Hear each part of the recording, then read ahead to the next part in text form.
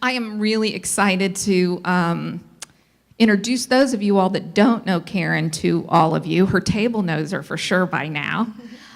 Karen is the executive director of Our Mother's Home, which is a nonprofit organization in our community that really walks along and supports young women who are in foster care. But Karen's background has always been about women and girls. I mean, I just think you were born to mentor women and girls, whether it was through education and Head Start or working with young pregnant teens. You really started with Our Mother's Home as a board member because a professor recognized your talents in that area when you were getting your master's degree at Florida Gulf Coast University, exactly. A master's in social work. So it's really exciting for me to talk to Karen today, not about all her accomplishments, but because she is the founder, along with Tashika Perry, who could not be here with us today, of Impact Dunbar. So that's okay. Thank you. That's a well-deserved round of applause. So Impact Dunbar, some of you at your tables may see people have an Impact Dunbar sticker on their name tag. Impact Dunbar is a fund of the Women's Legacy Fund. So if I was drawing a diagram, right, there would be the Southwest Florida Community Foundation, the Women's Legacy Fund, and then sitting right inside the Women's Legacy Fund, Impact Dunbar. Yeah. So when Karen and Tashika were coming up with this idea that I'm gonna let her tell us a little bit about, they could have easily gone out and started their own 501c3. You both know all about them, you've run them, you've founded them. Why did you want to partner with the Women's Legacy Fund for Impact Dunbar? Well, when Tashika and I thought of starting something supporting women in Dunbar, we thought, we don't want to do all the work. One thing. We didn't want to create something that's working as well. So we knew of other women's initiatives that were going on that were supporting some of the programs that we were doing, and it was like, we can do the same thing. Why don't we go and find out who could just take us under their wing? So I went to Sarah, and that was it. She was open, and I thank you for that. And we have just taken off, and our dream, actually, Tashika and I had talked about it for a year, and I said, we got to stop talking about it and be about it. And so we just, after that, I said that the next week, we just started and took off, and away you went. Here we are. Yeah, fantastic. Yeah, here we go. That's one of my favorite sayings. You know that, absolutely. So why don't, before we go any further, for those who may not be familiar with Impact Dunbar, what is your inspiration? What were your goals when you and Tashika sat down to vision this? And one thing I want to say is in that first meeting, the biggest question I asked Tashika and Karen is, I said, do you want to be fundraisers or do you want to be funders? Now, you've heard me say this a lot today because you just really have to get in touch with that difference. Because I said, do you want to be putting on events? Do you, what is it you wanted to do? And I think you both kind of in unison looked at each other and said, we want to be funders, right? Mm-hmm. So then I said, so what is it you would want to fund? So what was your vision and inspiration for Impact Dunbar? Of course, we didn't want to do the work.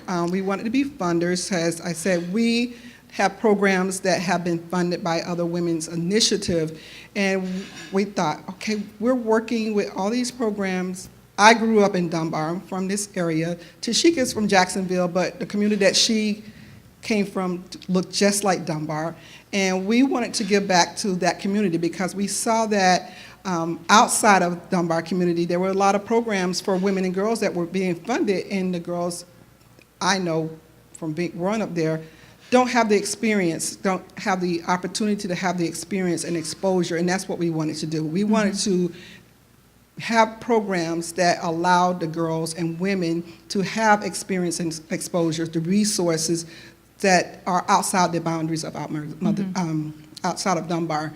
You got to remember which hat you got on right now. That's right, So outside of Dunbar, and Harriet Tubman said, she freed thousands of slaves. She would have freed millions more if they knew they were slaves. And that's what Dunbar is Women in that community don't know what's outside of the community. That's all they know. They haven't been down to Coconut Point. They don't know anything about the Philharmonics. They don't know about going to etiquettes in nice restaurant other than going to McDonald's or to Walmart and those. So we wanted to give them opportunities to see people that look like them or other women that can come in their lives to empower them and to give them the opportunity to have those experiences and be exposed to something outside of something that they wouldn't believe that they would be able to. Yeah. I have to be really transparent with you all. I got a really hard lesson in this a number of years ago. I used to work for a grassroots nonprofit that was in Dunbar, and as part of that programming, we had spun up a Montessori school.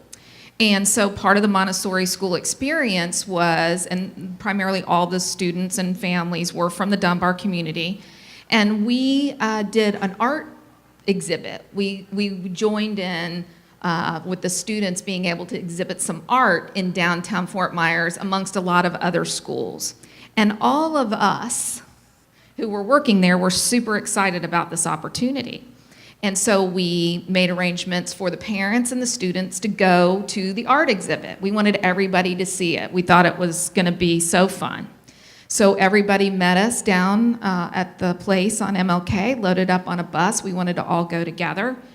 And I'm telling you, it was where we were having the art exhibit was maybe 4 blocks past the railroad tracks on Fowler. 4 blocks. We all pile out, we're all there, we're all talking. And suddenly, I am speaking with parents, and they are telling me they have never been in downtown Fort Myers before. That's true. That was such a lesson for me, right? I just thought, oh, we're gonna load up on a bus, we're all gonna go down together, this is gonna be so much fun. They had never been there before. They didn't even know the place where we all go for events all the time was even in existence. They had the greatest time, they had so much fun, but they did say to me, I don't know that I would have been feeling entirely comfortable to come here if we hadn't all gotten on the bus together and come together. Right. So a lot of times I know that people feel some trepidation, and I was one of those people, I'm speaking about myself, that thought, well, why would we give money for like kids or women to go like on a field trip, for lack of a better word, to a play or to a restaurant, all right? That seems foreign to me. It seemed foreign to me at the time.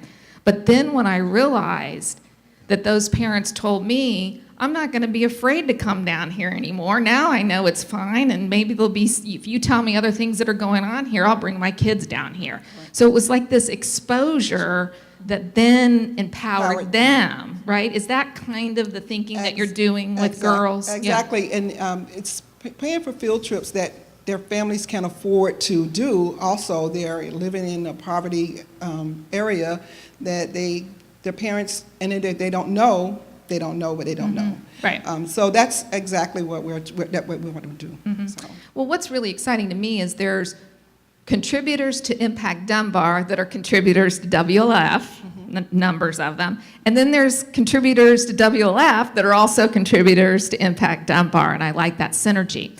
But you all are new, and so you don't have the same grant-making process. No. This is the first year, they've been in a fundraising mode, this is the first year that they're going to give out a grant.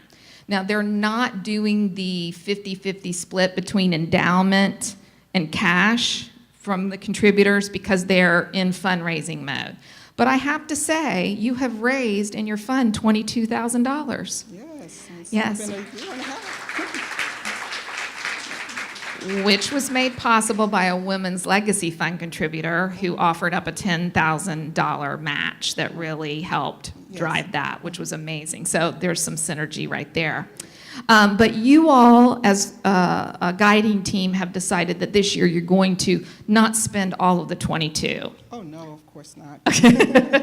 And you've said that you're going to do a $5,000 grant to get things started. Things started, yes. And you, when we met with you, you said you really wanted to target that to organizations that were hosting events that it would expose young girls to certain things? Is this like middle school, teenage girls? Middle Or- school, young girls, it can be as early as elementary, 5th grade, teen, middle school, teen girls. Right. And we want that $5,000 to make a huge impact. So it's going to impact a number of girls, and maybe if their moms or mentors come with them, it'll impact them as well. And the event that you were describing to me, that you may try to do that one or something similar, what I loved hearing is other organizations also fund them. Lee Health Yes. heavily funds the event, and it's bringing girls together to expose them to careers. Well, last year the event had what?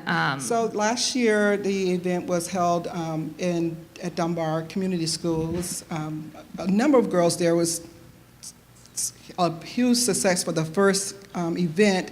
The classrooms were too small, so I thought we need to give the young ladies a bigger space.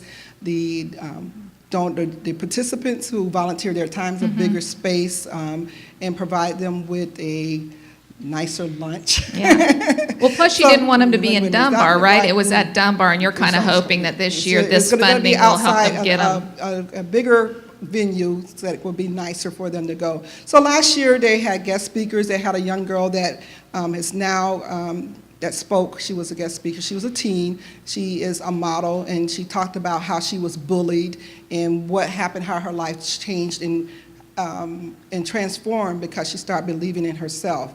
And then we had a lot of community people. We had a dermatologist that donated her time. Tashika donated her time, which young girls love Tashika. Her session was packed. There's different sessions that they were breaking out with financial literacy, and they'll have breakout sessions. Then they were able to go and get their hair and makeup done.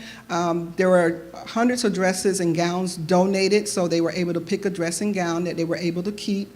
And then they had a photographer there that took pictures of them that they were able to go online later and print for themselves, Which or download otherwise to their they would social media never, site. they would have never had that So it opportunity. made them feel good. Girls were from different age group, different ethnicities were there. It was very powerful.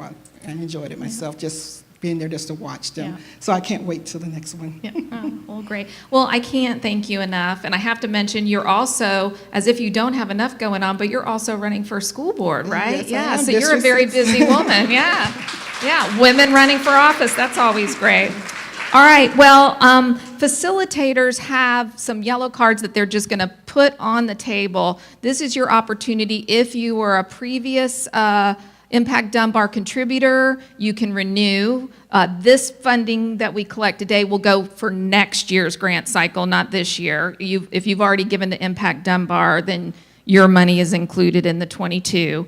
And then I just wanted to be sure to take the opportunity today to give you my renewal. Oh, thank you. Yeah, so thank you so much for everything you do, Karen.